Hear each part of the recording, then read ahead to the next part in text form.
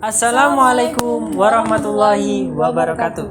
Kepada yang terhormat Ibu Yeni Kornitasari selaku pengampu mata kuliah topik khusus keuangan dan perbankan Islam dan teman-teman yang berbahagia. Perkenalkan, nama saya Denny Kurniawan dan saya Eksvita Widawati. Pada kesempatan kali ini kami akan mempresentasikan artikel jurnal yang telah kami buat dengan judul Analisis Pembiayaan Perbankan Syariah, Business Entity atau Moral Entity. Artikel ilmiah ini telah sampai dalam tahap submit di Jurnal Al-Mal, Universitas Muhammadiyah Tangerang, Journal of Islamic Economic and Banking. Tak lupa kami ucapkan terima kasih kepada Ibu Yeni Kornitasari yang telah membimbing penulisan artikel ini dari tahap awal sampai tahap submit. Sebelum memulai presentasi, izinkan kami membacakan sebuah pantun. Pakai kemeja dengan dasi, bersiap diri bertemu teman. Simaklah kami yang hendak presentasi, mohon disimak wahai teman-teman. Baik, untuk mempersingkat waktu, langsung saja ke inti pembahasan dari jurnal kami. Beberapa tahun terakhir, layanan keuangan syariah menjadi concern di masyarakat Indonesia. Terbukti, pada tahun 2019, dituturkan oleh Direktur Bank BNI Syariah bahwa pertumbuhan tahunan rata-rata atau CAGR Bank Syariah mencapai 15% pada rentang waktu 2014 sampai 2018. Bank Syariah sendiri adalah lembaga intermediasi keuangan atau bank yang menjalankan usahanya berdasarkan prinsip syariah yang diatur oleh Undang-Undang Nomor 21 Tahun 2008. Adapun basis pelaksanaan bank syariah adalah prinsip bagi hasil atau profit and loss sharing. Penerapannya di Indonesia hingga November 2021, Bank Syariah sudah berkontribusi terhadap pembiayaan di Indonesia sebesar 387,059 triliun dengan rincian yang bisa dilihat di layar. Kemudian timbul masalah, apakah benar kemudian Bank Syariah menjunjung moral atau syariat Islam sebagai basis kegiatannya? Sementara di sisi lain, Bank Syariah juga menjunjung misi bisnis atau sebagai badan usaha yang berorientasi profit. Penelitian ini akan membahas tentang trade-off bank syariah antara bisnis atau moral entity. Kajian literatur yang pertama dibahas tentang bank syariah sebagai lembaga intermediasi berbasis syariah. Nah, dalam perekonomian tentu diperlukan sebuah lembaga yang mampu mempertemukan pihak yang kelebihan dana dengan pihak yang kekurangan dana. Merujuk pada Undang-Undang Nomor 10 Tahun 98, bank hadir sebagai badan usaha yang menghimpun dana dari masyarakat yang kelebihan dana dan menyalurkannya kepada pihak yang membutuhkan dana. Nah, Bank Syariah sesuai dengan Undang-Undang Nomor 21 Tahun 2008 merupakan lembaga perbankan yang mengusung prinsip syariah Islam dalam kegiatannya. Nah, dalam aktivitas pembiayaannya sendiri, Bank Syariah menggunakan akad-akad dalam produk pembiayaannya. Nah, adapun akad tersebut diklasifikasikan ke dalam 3 pola pembiayaan. Yang pertama, trade-based financing pada akad murabahah, lalu kedua, investment-based financing pada akad mudharabah dan musyarakah, dan yang ketiga, pembiayaan berbasis talangan dengan akad qard hasan. Nah, pada dasarnya, baik bank konvensional maupun bank syariah sama-sama berfungsi sebagai lembaga intermediasi. Tetapi perbedaannya adalah pada prinsip bank syariah yang menggunakan profit and loss sharing, sedangkan pada bank konvensional menggunakan konsep bunga. Bank Syariah sebagai entitas bisnis dan entitas moral. Sesuai amanat Undang-Undang Nomor 21 Tahun 2008, Bank Syariah adalah lembaga yang membawa nilai moralitas Islam, yang mana dapat tercermin dalam dua hal, kemaslahatan ekonomi yang dicerminkan oleh aktivitas operasional berupa bagi hasil yang memberikan kemaslahatan, juga peran sebagai filantropi Islam, yaitu mewadahi pelaksanaan zakat, infak, dan sedekah. Namun, di sisi lain, Bank Syariah juga merupakan sebuah entitas bisnis yang mencari profit atau keuntungan. Dijelaskan pada penelitian Rusdiana pada tahun 2018 bahwa lembaga entitas bisnis mencari profit yang semaksimal mungkin dengan cara menekan biaya seefisien mungkin.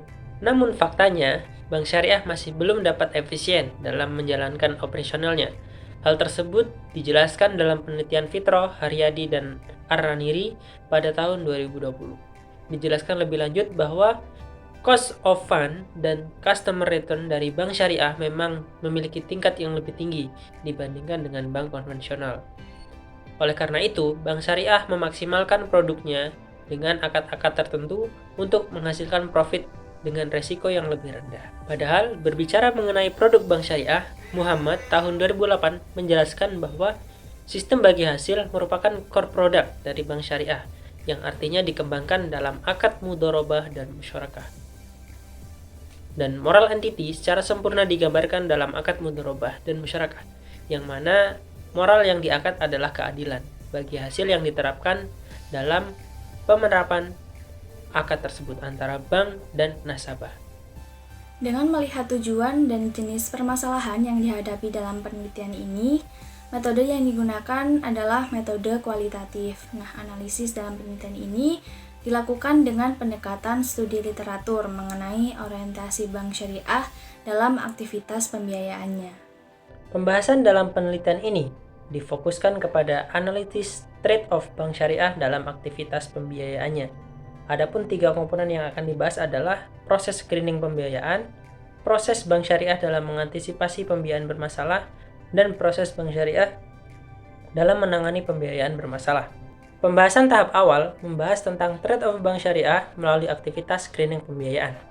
Dalam melakukan screening pembiayaan, bank syariah sangat memperhatikan prinsip kehati-hatian dengan melakukan screening kepada calon nasabahnya. Adapun yang digunakan adalah salah satunya indikator 5C yang diterapkan dalam penelitian salah satu akademisi bernama Saputri tahun 2021 membahas tentang analisis penerapan 5C di Bank Syariah KC Mataram Pejanggi. Dalam penelitian tersebut, manajer cabang KC Mataram Pejanggi menyebutkan bahwa proses screening 5C sangat membantu dalam meminimalisir pembiayaan bermasalah pada bank syariah. Hal ini sejalan dengan Undang-Undang Nomor 21 Tahun 2008 yang memberikan beberapa indikator sebagai acuan. Yang pertama kuantitatif, yaitu dengan menilai nilai dari agunan, sensitivitas nasabah atau perusahaan, laporan keuangan. Sedangkan kualitatif menilai aspek karakter calon nasabah, aspek legalitas, aspek teknis, dan aspek lingkungan. Penelitian lain yang mendukung adalah penelitian Yunara yang menganalisis Bank Syariah Mandiri Cabang Bogor.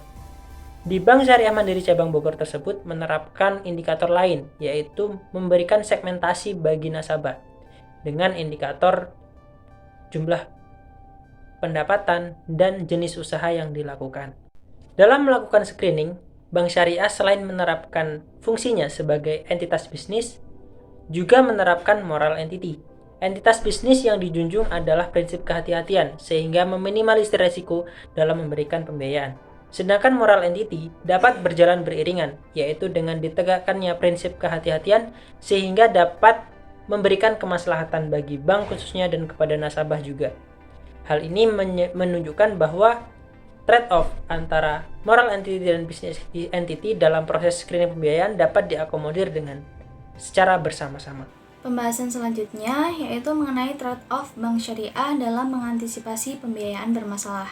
Nah, permasalahan yang timbul pada aktivitas penyaluran pembiayaan di perbankan itu tidak dapat dihindarkan, tetapi dapat diminimalisir. Caranya yaitu bisa dengan mengoptimalkan kinerja petugas audit pembiayaan. Nah, menurut Majid 2018, upaya pencegahan pembiayaan bermasalah sebenarnya dapat dilakukan oleh bank sejak nasabah tersebut mengajukan permohonan pembiayaan. Hal ini juga didukung oleh Simbang Mata 2021. Dalam tahap pengajuan pembiayaan, bank melakukan analisa dengan sangat hati-hati sesuai dengan SOP. Dalam hal ini, bank dapat melakukan pengawasan, monitoring secara intensif terhadap semua pembiayaan yang diberikan dan kepada seluruh pihak yang terlibat dalam aktivitas pembiayaan. Nah, untuk pembahasan yang terakhir yaitu mengenai trade-off bank syariah dalam menangani pembiayaan bermasalah. Nah, dalam penanganan pembiayaan bermasalah dalam bank syariah khususnya, itu dilakukan dengan pendekatan yang sifatnya personal atau kekeluargaan. Misalnya, dari cara penagihan bank yaitu melalui telepon atau WhatsApp, dan kunjungan atau silaturahmi secara langsung ke rumah nasabah untuk melihat kondisi real nasabah dan jaminan yang diberikan. Ini seperti yang dilakukan pada Bank Sumut KCPS Karya Medan dan Bank Muamalah Indonesia Banda Aceh. Nah, jika dilihat dari tujuannya, tindakan ini mirip dengan mekanisme alternatif dispute resolution. Dalam mekanisme ini, bank dan nasabah melakukan musyawarah untuk mufakat, dan pada proses ini bank juga dapat menawarkan saran untuk melakukan restrukturisasi pembiayaan yang bermasalah. Selain itu, beberapa alternatif penyelesaian lain juga dapat dilakukan, seperti revitalisasi proses pada Bank Muamalah Indonesia dalam penelitian Lestari dan Setiawati 2018. Nah, adapun revitalisasi proses tersebut terdiri dari yang pertama rescheduling, yang kedua restructuring, ketiga reconditioning, dan yang keempat bantuan manajemen. Serangkaian langkah ini didukung oleh penelitian Simar Mata 2021, Ibrahim dan Rahmati 2017, Setiawati 2021, dan Majid 2018. Namun terdapat sedikit perbedaan perlakuan yang disesuaikan dengan jenis pembiayaan nasabah. Nah, bagi nasabah pembiayaan mudharabah bermasalah akan mendapatkan bantuan manajemen dari bank dengan memperoleh penempatan sumber daya yang kompeten. Sedangkan untuk pembiayaan murabah bermasalah, bank dapat melakukan konversi akad murabahah ke akad musyarakah, mudharabah, atau ijarah muntahiyyah bitamlik. Nah, setelah melakukan tindakan penyelamatan, bank juga perlu melakukan pengawasan terhadap pembiayaan bermasalah yang telah direstrukturisasi. Nah, bank dapat meminta laporan keuangan milik nasabah, lalu setiap 3 bulan sekali dilakukan evaluasi terhadap setiap pembiayaan yang telah direstrukturisasi. Selain itu, bank juga perlu menyiapkan langkah alternatif jika terjadi kemacetan pembiayaan kembali. Nah, apabila bank dihadapkan dengan kondisi nasabah yang sudah tidak kooperatif dan sudah dinilai tidak mampu untuk menutupi angsurannya, maka bank dapat mengambil jalan dengan eksekusi jaminan. Nah, dalam hukum Islam sendiri, tindakan eksekusi jaminan dikenal dengan istilah al-islah yang didasarkan pada fatwa DSN MUI nomor 27.